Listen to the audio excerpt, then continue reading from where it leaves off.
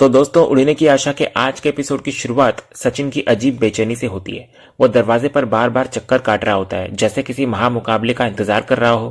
तभी इधर आजी के टोकने पर सचिन अपनी असली मंशा बताने लगता है कि वो देखना चाहता है कि आज बाबा की बाइको और लाली पाउडर दोनों के बीच जो राउंड 2 होगा उसमें कौन किस पर भारी पड़ेगा। क्या पहले की तरह रेणुका जीतेगी या बाजी पलटेगी। ये देखकर तेजस वहीं बैठा भड़क जाता है। वो सचिन को थाली का बैंगन कहता है और ताना मारता है कि सचिन कभी किसी का सगा नहीं हो सकता। जहां तमाशा दिखता है वहीं घुस जाता है। तेजस फिर पूछता है कि क्या यहाँ कोई रेसलिंग मैच चल रहा है जो सचिन इतना खुश हो रहा है। इधर तेजस को भी डर लग रहा होता है कि आज घर में क्या होगा, जबकि सचिन मजे ले रहा होता है। तभी सचिन पलटकर जवाब देता है कि उसे दोनों यानी कि रेणुका और रोशनी की फिक्र है, इसलिए वो परेशान है। लेकिन तेजस उसे चुप कराते हुए कहता है कि अगर फिक्र है तो चुपचाप बैठ, फालतू की कमेंट्री मत कर। तभी आजी दोनों को डांट कर शांत कराती है और बोलती है कि उनके होते हुए कुछ गलत नहीं होगा। दूसरी तरफ रेणुका शकुंतला के घर पर अपना गुस्सा निकाल रही होती है। उसे पक्का यकीन होता है कि सासूबाई को बुलाने के पीछे सचिन का ही हाथ है। रेणुका को लगता है कि आजी अब बूढ़ी हो चुकी है और आजकल की लड़कियों को संभालना उनके बस की बात नहीं। फिर भी वे बार बार दखल देने आ जाती हैं। इधर रेणुका को यह बात बिल्कुल पसंद नहीं आ रही होती है कि उसके फैसलों पर सवाल उठाए जा रहे हैं। तभी इधर शकुंतला रेणुका को आईना दिखाते हुए कहती है कि घर जाकर किसी को कुछ भी बोलने से पहले ये ना भूले वो कि रोशनी को उस घर में लाने वाली खुद रेणुका ही थी। लेकिन रेणुका अपनी गलती मानने को तैयार नहीं होती। वो पलटवार करती है कि शकुंतला ने ही तो रोशनी का बढ़ा चढ़ाकर परिचय कराया था सबके सामने, इसलिए गलती उसकी भी है। तो शकुंतला रेणुका के इस ईगो को देखकर उसे आखिरी सलाह देती है कि अपनी सारी ताकत मुझसे लड़ने में मत गवा, इसे बचाकर रख, क्योंकि तेरी असली और बड़ी लड़ाई मुझसे नहीं बल्कि तेरे अपने घर वालों से है जो तेरा वहां इंतजार कर रही है।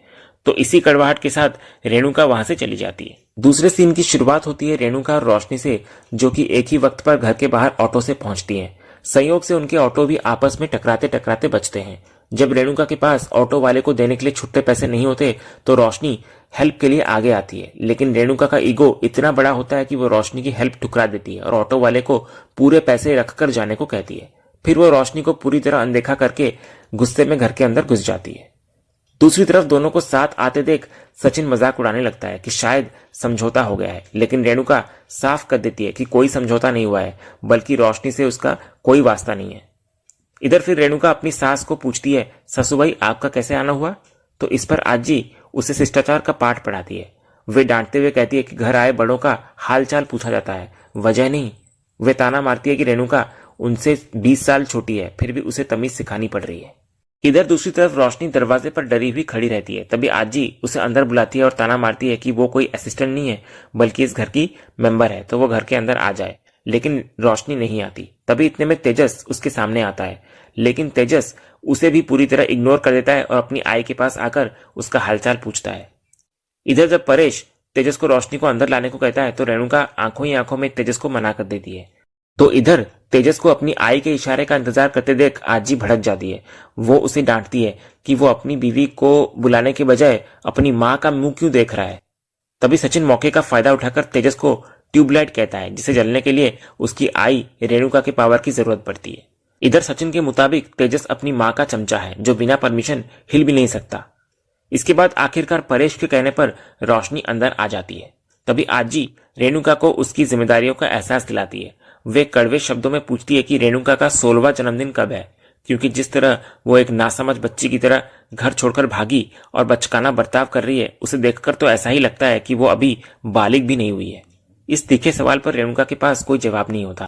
इधर आजी दोबारा रेणुका से सवाल करती है कि मुसीबत में घर छोड़ने के बजाय वो सहेली के घर क्यों भाग गई। तो रेणुका जवाब देती है कि अगर वो यहाँ पर रहती तो गुस्से में कोई अनर्थ कर बैठती और अपराधी बन जाती, इसलिए उसका जाना ही बेहतर था। ये सुनकर सब लोग हैरान रह जाते हैं। इधर परेश रेणुका को ऐसा कहने से टोकता है तो रेणुका उल्टा उसी पर बरस पड़ती है कि क्या उसे रोशनी की पूजा करनी चाहिए थी उसकी गलती पर। तो इधर आजी को गुस्सा आ जाता है, तो वो रेणुका को डांटती है कि वो बड़ों के सामने उसी के बेटे पर चिल्ला रही है। इधर आजी ये भी मानती है कि उसके बेटे परेश की भी गलती है, जो हर वक्त अपनी बीवी के सामने जिंदगी भर चुप रहा, इसलिए रेणुका उसके सर पर चढ़कर नाचती है। इधर सचिन भी मौके पर चौका मारते हुए कहता है कि बाबा के चुप रहने की वजह से ही बाबा की बाइको सिर पर चढ़ी हुई है। इसके बाद आजी रेणुका को समझाती है कि जब परिवार पर मुसीबत आती है तो बड़े लोग गुस्सा नहीं करते बल्कि ठंडे दिमाग से रास्ता निकालते हैं। परिवार का मतलब हम सब होता है, सिर्फ मैं नहीं होता। इधर आजी को दुख होता है कि उस उम्र में उन्हें परिवार जोड़ने आना पड़ा, जबकि यह काम रेणुका का था। तो रेणुका शिकायत करती है कि हमेशा उसे ही गलत क्यों ठहराया जाता है, जबकि गलती पूरी रोशनी की है। तो आजी मानती है कि रोशनी 10 गुना ज्यादा गलत है, लेकिन रेणुका ने एक बार भी उससे झूठ की वजह नहीं पूछी। फिर रेणुका नफरत में कहती है कि वो धोखेबाज रोशनी से क्यों पूछे, अगर उसका बस चलता तो वो रोशनी के मुंह में जलता हुआ लावा रख देती। तो ये सुनकर सब लोग हैरान रह जाते हैं। तभी रेणुका की ये खौफनाक बात सुनकर रिया हैरान रह जाती है। वो तुरंत रेणुका को टोकती है और कहती है कि यह घरेलू हिंसा है। रिया चेतावनी देती है कि ऐसी बातों और हरकतों के लिए पुलिस उसे अरेस्ट भी कर सकती है। तभी रेणुका रिया को भी चुप करा देती है, लेकिन आकाश अपनी माँ को टोकता है कि रिया सही कह रही है, ये घरेलू हिंसा ही है जो रेणुका ने कहा और जो रेणुका ने किया।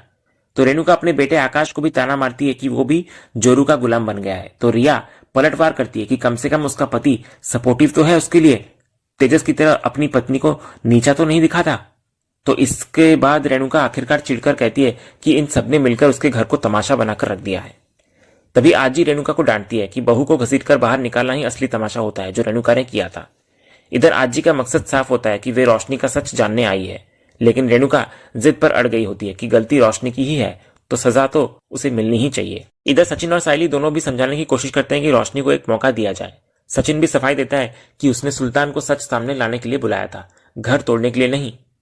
तभी रेणुका रोशनी के झूठ गिनाती है, जैसे कि दुबई का ढोंग, अमीर बाप का नाटक, मटन वाले को चाचा बनाना और फिर पिता की मौत की झूठी कहानी। रेणुका का कहना होता है कि इतने झूठ के बाद सुनने को बचा ही क्या है। वो तेजस को फिर भड़काती है कि उसी की शह पाकर रोशनी की हिम्मत बढ़ गई है, इसलिए अब तेजस ही उसे घर से निकाले। इधर रिया और साइली तेजस को समझाती है कि रोशनी का प्यार सच्चा है उसके लिए, इसलिए फैसला सोच समझकर वो ले। इधर सचिन भी अपने भाई को सलाह देता है कि रोशनी ने हर गोची में उसका साथ दिया है, इसलिए दूसरों की बातों में आकर नहीं बल्कि अपने दिल की सुनकर वो फैसला करे। आजी भी रेणुका को डांटती है कि वो तेजस को धर्म संकट में क्यों डाल रही है। इधर तेजस की खामोशी देखकर रेणुका का सब्र टूट जाता है। वो खुद फैसला सुना देती है। वो रोशनी के सामने आकर उसको कहती है अब इस घर और उसके बेटे के दिल में रोशनी के लिए कोई जगह नहीं है। वो रोशनी को तुरंत घर से निकल जाने का हुक्म देती है और ऐलान करती है कि तलाक के पेपर्स रोशनी तक पहुंच जाएंगे। इस शॉकिंग फैसले से पूरा परिवार हैरान रह जाता है। इधर रेणुका के तलाक वाले फरमान पर रोशनी चुप नहीं रहती। वो भी रेणुका की इज्जत करते हुए साफ कह देती है कि रिश्ते को तोड़ने या जोड़ने का हक सिर्फ तेजस और उसका है, किसी तीसरे का नहीं। तो इस जवाब से भड़की रेणुका रोशनी को मारने के लिए हाथ उठाती है, लेकिन तभी तेजस बीच में आ जाता है और थप्पड़ उसे लग जाता है। तो रेणुका हैरान रह जाती है कि उसका बेटा उसके खिलाफ खड़ा हो गया है। तभी तेजस चेतावनी देता है कि अब रोशनी पर हाथ नहीं उठेगा और अगर सजा देनी है तो दोनों को दी जाए। जब रेणुका पूछती है कि तेजस को सजा क्यों दे, तो तेजस एक झूठा कबूलनामा करता है। वो रोशनी को बचाने के लिए कहता है कि उसे सुल्तान चाचा का सच पहले से मालूम था। तो इस खुलासे से पूरा परिवार हिल जाता है। सचिन सवाल उठाने लगता है कि अगर पता था तो पहले क्यों नहीं बताया। तो तेजस झूठ बोलता है कि वो अपनी आई के गुस्से से डर गया था, लेकिन असल में तेजस को कुछ पता ही नहीं होता। वो सिर्फ अपनी पत्नी को बचाने के लिए इल्जाम अपने सर पर ले रहा होता है। इधर बेटे के मुंह से ये बात सुनकर रेणुका का दिल टूट जाता है। वो तेजस को थप्पड़ मारती है और रोते हुए कहती है कि रोशनी तो पराई थी, लेकिन उसके सगे बेटे ने भी उसे धोखा दिया। परेश उसको समझाता है कि एक झूठ के लिए शादी ना तोड़े, लेकिन रेणुका जिद पर अड़ गई होती है कि शादी खत्म होकर ही रहेगी। वो तेजस से बार बार पूछती है कि कह दे ये झूठ है, लेकिन तेजस अपनी बात पर कायम रहता है। तो गुस्से में पागल रेणुका तेजस को लगातार मारने लगती है। तभी आजी बीच बचाव करती है और रेणुका को रोकती है कि बातों से हल निकाले, हाथ ना उठाए।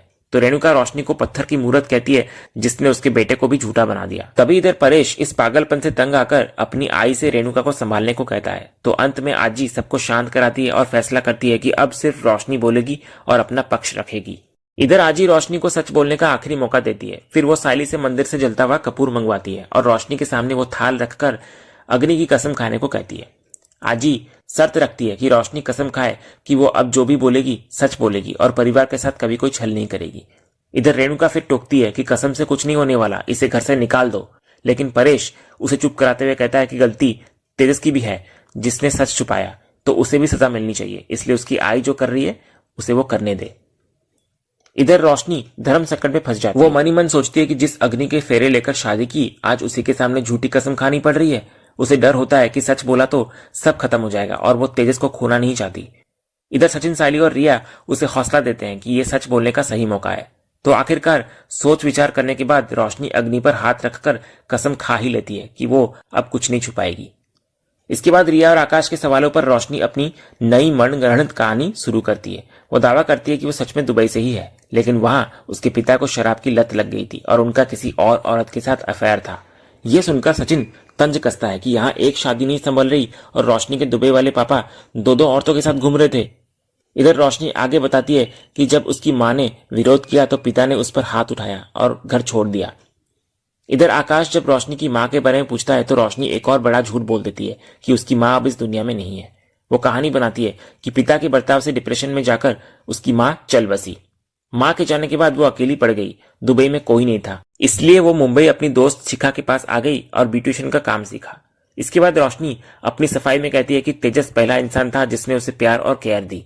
फिर जब उसे पता चला कि तेजस रेणुका का बेटा है और रेणुका को अमीर बहू चाहिए तो उसे झूठ बोलना पड़ा ताकि वो ठुकराई न जाए। वो फिर दावा करती है कि वो अच्छे खानदान से थी, लेकिन पिता की लत ने सब बर्बाद कर दिया।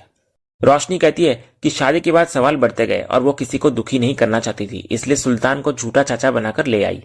इसके बाद रोशनी अपनी सफाई में कहती है कि घरवाले जब उसके पिता से मिलने की जिद करने लगे तो वो फंस गई। फिर इसी मजबूरी में उसने पिता की जेल वाली झूठी कहानी गढ़ी और फिर उन्हें मरा हुआ कह दिया। वो मानती है कि एक झूठ को छिपाने के चक्कर में वो झूठ के दलदल में धंसती चली गई। तभी रेणुका का सब्र अब जवाब दे जाता है। वो रोशनी को बीच में ही रोक देती है और चिल्लाकर कहती है कि उसे और कोई कहानी नहीं सुननी। तभी परेश उसे रोकने की कोशिश करता है, लेकिन रेणुका मानती है कि रोशनी फिर से नई कहानी बनाकर उन्हें बेवकूफ बना रही है ताकि वे उस पर रहम खा ले, ठीक वैसे ही जैसे शादी के वक्त उसने झूठ बोलकर भरोसा जीता था। तो रेणुका का ये रूप देखकर रोशनी अंदर तक सहम जाती है। उसे एहसास हो जाता है कि अब काकू को उसकी किसी भी बात पर रत्ती भर भी भरोसा नहीं रहा। तो रोशनी मनी मन डर जाती है कि अगर उसका ये आखिरी दाव भी फेल हो गया तो वो कहीं की नहीं रहेगी। और इसी सीन के साथ ही आज का ये एपिसोड यही खत्म होता है। तो दोस्तों, आज का ये वीडियो आपको कैसा लगा कमेंट के माध्यम से हमें जरूर कहिएगा और कमेंट में हाइप करना भी मत भूलिएगा और वीडियो को लाइक शेयर सब्सक्राइब करना भी मत भूलिएगा ताकि ऐसे ही रोज लेटेस्ट एपिसोड के अपडेट्स आप टेलीविजन से पहले पा सकें। तो मिलते हैं हम एक नए एपिसोड के रिव्यू में, तब तक के लिए नमस्कार।